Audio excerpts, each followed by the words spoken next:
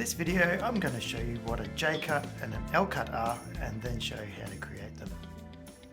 A J-cut is when the audio from the next scene begins before the visuals appear. Did you notice the J-cut just now?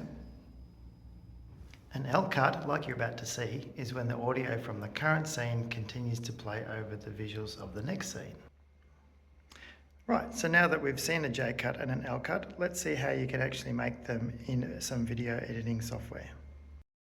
So this is the video you've just watched in Clipchamp I'm using from Microsoft, and basically this is the first video, and you'll notice as we go through the timeline the audio starts here followed by the next clip. And how do we do that? Well, you just take the clip that you're using, you right click on it and you go into audio and you detach the audio, and it will make the audio appear down here below it, and then you can simply shorten this clip like that to whatever length you need, and then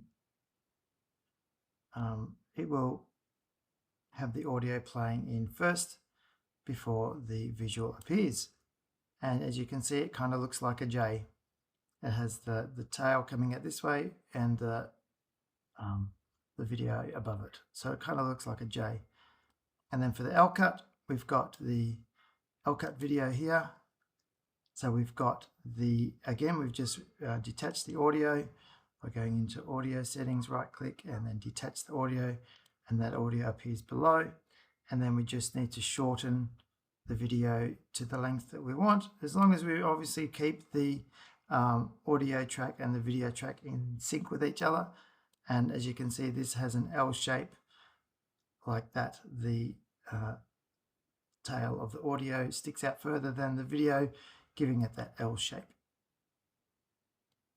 So there you go, that's how you make a J-cut and an L-cut.